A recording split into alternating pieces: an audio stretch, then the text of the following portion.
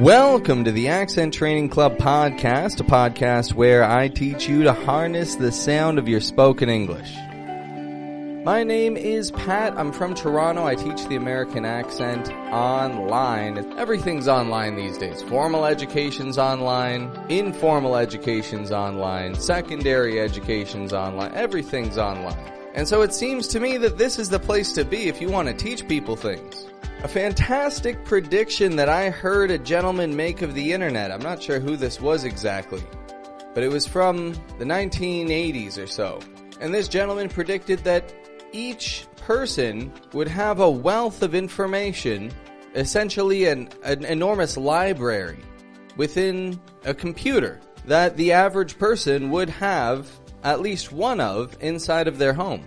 And it's interesting to me to note that this is where we're coming to right now, or we're already there. Right now, I'm a part of that library teaching you this information. So welcome to your library of limitless education where you can find me, Pat, teaching the American accent from Mexico. I'm from Toronto. I live in Mexico. You're off somewhere else in the world. And here you are as a student taking on fantastic information.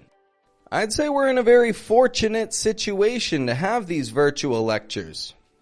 It's a great addition to your education. And those two phrases alone bring us to our lecture of today. Blending sounds together. Fortunate, virtual, situation, lecture.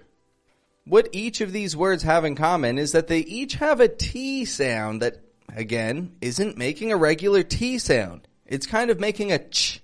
And then it blends with the following U, lecture, lecture. We saw a similar example of blending in the past when we were looking at TR combinations. It's going to make a ch kind of sound. Patrick from Toronto, ch, Toronto. Well, we're seeing a similar thing here where we're taking a T, but instead of blending it with an R, we're blending it with a U.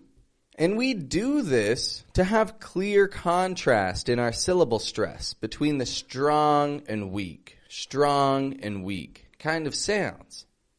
So let's listen for those words that I said one more time. We're in a fortunate situation to be learning through virtual lectures.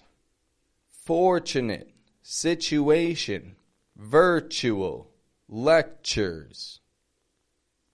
Notice the ch is in that weak part of the word. The strong part of the word is the first syllable, the beginning. That first combination of a consonant with a vowel, the first syllable. Fortune, virtual, lecture. So let's explore these sounds today and work on our blending of the T and U sounds in the middle of words. Now, a couple things I'd like to make you folks aware of. This podcast is available on so many different apps, and the fantastic thing is that you can download these episodes.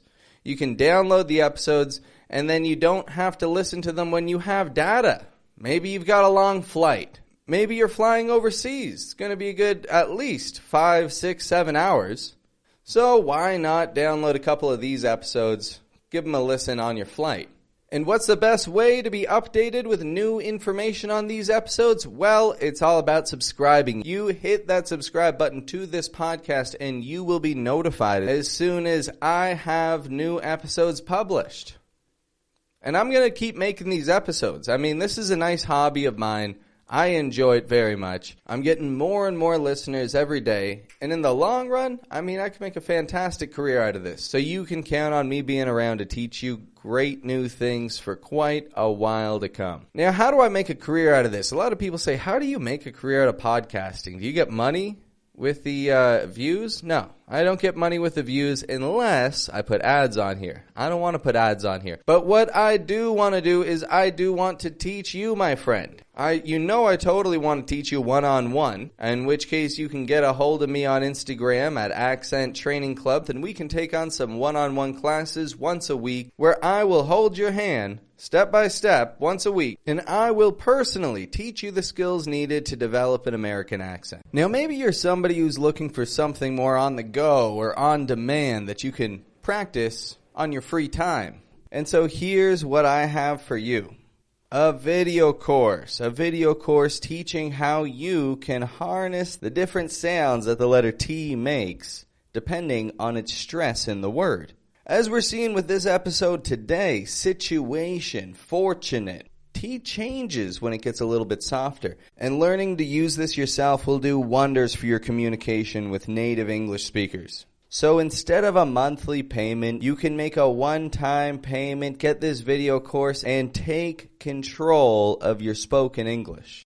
Now, this website, Udemy, confuses me because they change the price depending on their mood. Sometimes they have these discounts on and they have these great deals and promotions.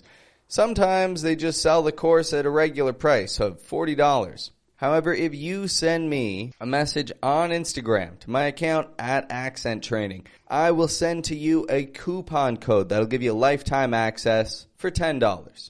$10. It's absolutely worth your time, folks. $10, and I'm looking to help you out. If that piques your interest, if you like the kinds of things that you learn listening to this show, and if you want to support this great content that you're hearing and you want to hear a lot more of it, my video course is the place to find it. So either check the link in the description or send me a message on Instagram and I'll hook you up. Anyway, let's get into today's lesson and see what it's all about. All right, TU sounds mid-word blending. Let's see what we've got here, folks.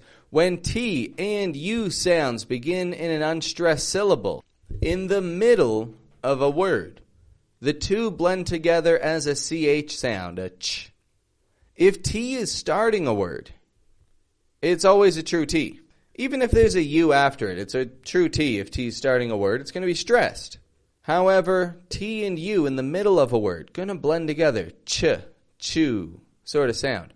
Now, a lot of people will say each of these sounds individually for clarity.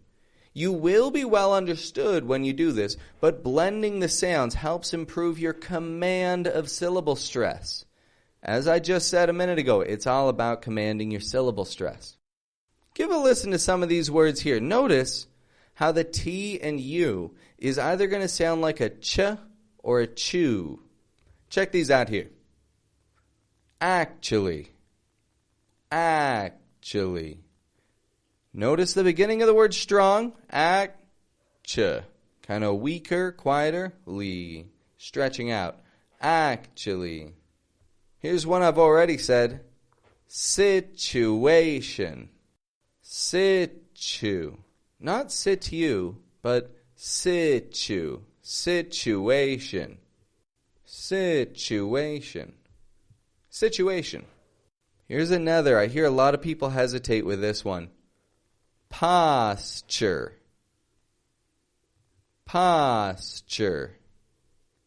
Hold your shoulders back for good posture. Every time I say that one, I always straighten my back. Good posture. And here's another one people find tricky. Statue. Statue.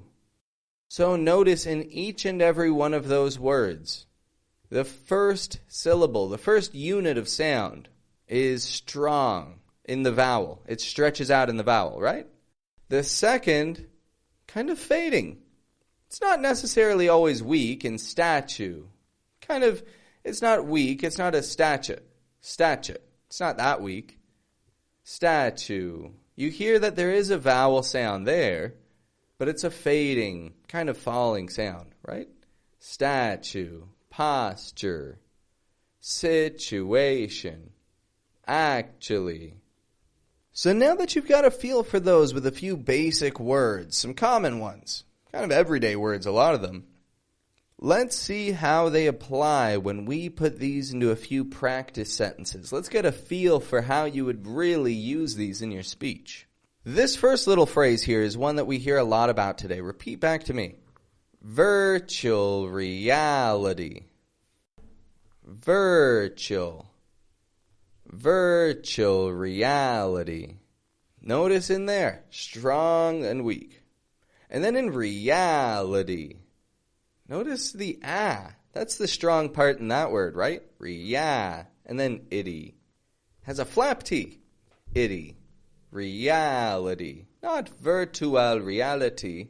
Neither of these T's are actually making regular T sounds. Virtual reality. That sounded all right. Here's another one for you. Picture frame. Picture frame. Yeah, strong, weak. And then frame. It just stretches out in the A. Frame.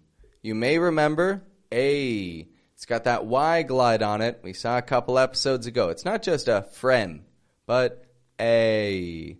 Frame. Picture frame. Next one up here. Culture shock. Culture. Strong, weak. Culture shock. What is culture shock, by the way? Well, culture shock is something I'm sure a lot of people have experienced if they've come to the United States from another country, or if they have just traveled to another country with a different culture. Or maybe not even another country, maybe even within your own country. In Canada, I experience culture shock if I go to Quebec, because Quebec has a more French-influenced culture, we'll say. Whereas where I'm from in Toronto, it's more anglicized. I suppose Toronto's more multicultural, really. Toronto's actually a good mix of everything, but definitely dominantly anglicized culture, English culture.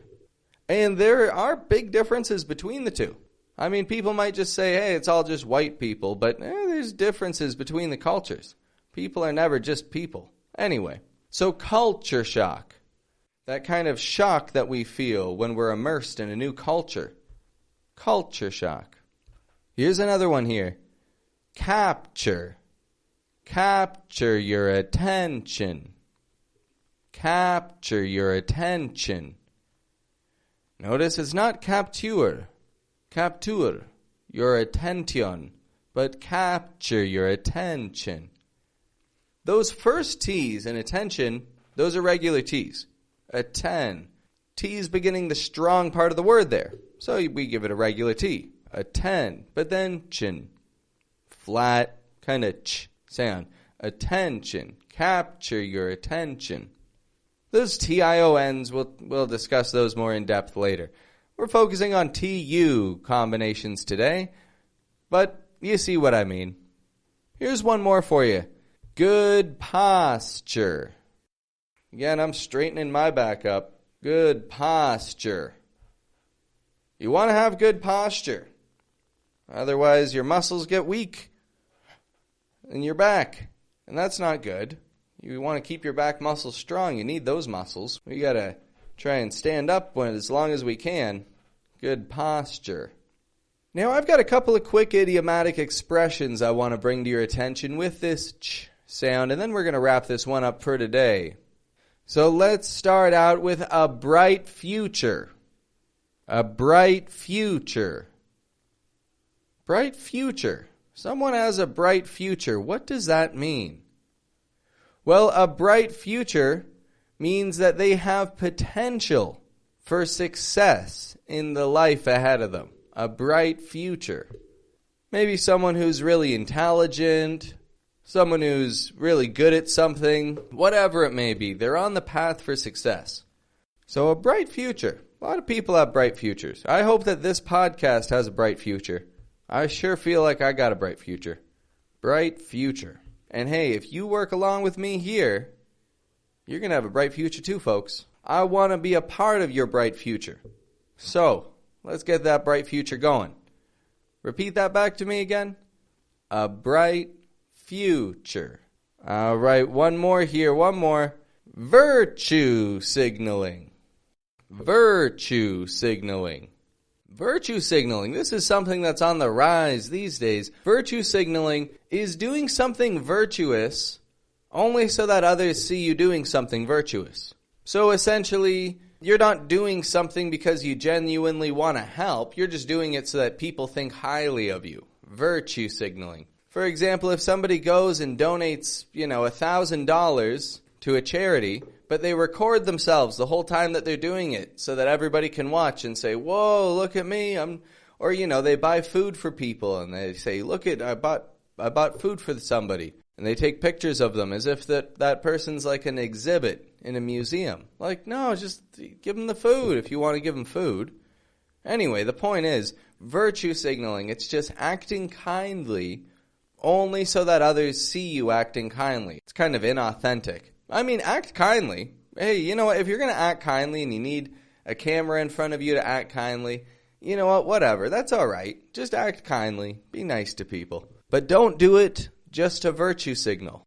Virtue signaling. This is real common on social media. You could say, like, they only did it for the gram. When people only do something for Instagram, they only did it for the gram. They're just virtue signaling. They're virtue signaling. So where do we go from here, folks? What do you do to take this a step further? How do you boost your use of this? Well, there are a couple things that you could do. One is you could pick a few words and just try to make your own sentences with them. Here, I'll give you a couple example words. Here's one. Century. Century. Pretty good word. Century. Try to make your own example sentence with century. Maybe don't even do it right now. Maybe you're, you can't be distracted right now. Maybe you're basting your Christmas turkey. You're basting the turkey. Oh, now I'm thinking about turkey. All right. I'll talk about turkey later. Century. Write that word down. Try and use it in a sentence later. It's a pretty easy one. What year are we in? This is the 21st century. 21st century. Here's another good word for you. Punctual. If you've got any parties this holiday season, maybe some of them people will request that you are punctual. This means show up on time. Punctual. Punctual. Century. So here's what you want to do, folks. You want to take those two words just in your mind. Try and create some sentences with them for yourself. Practice with those two words just to start it out. And you'll start to find this ch sound all over the place. Now, if you want some serious, hard-hitting material for this kind of ch sound, what you got to do is check out my video course, folks. The course talks all about how T is used to flow in our speech and give us strong and weak rhythm while we're talking. And everything that we've been seeing today is all about rhythm. It's all about rhythm. You didn't even know it. But everything that we've been talking about, lecture, picture frame, virtual reality, it's all that rhythm. Strong, weak. And this video course covers that quite thoroughly. So folks, if you would like to take this a step further, you got to check out that video course where you can find a ton of material that's going to help you boost your ability to blend sounds and even go ahead on to link words. Notice how I just said boost your ability. Boost your ability. So this habit is ubiquitous in spoken English. It's all over the place. And identifying it and practicing it along with me in my video course is going to take things to a whole other level. So, T and U sounds. Blend them together. Get a good feel for this. Harness your flow of speech. And don't hesitate if you feel that you want to use this when you're speaking naturally. You can do it. You absolutely can do it. It's just about adapting it to your regular speech. And my video course is designed to bridge that gap, folks. Check out the link in the description to learn a little more, and thank you in advance for helping support this show. Well, we're going to wrap this one up for today, folks. It's a Saturday, and I've got things to do. I've got plenty of things to do. I am a busy bee. So I've got to let you go. I've got to let you go for today. But your training doesn't end here. This class is where your training begins. Your training takes place in real life. When you're having a conversation with people, you're not only talking, you're also listening. And if you focus on catching a few of these key words while listening closely, you'll find you come to understand sounds that you didn't even know existed before.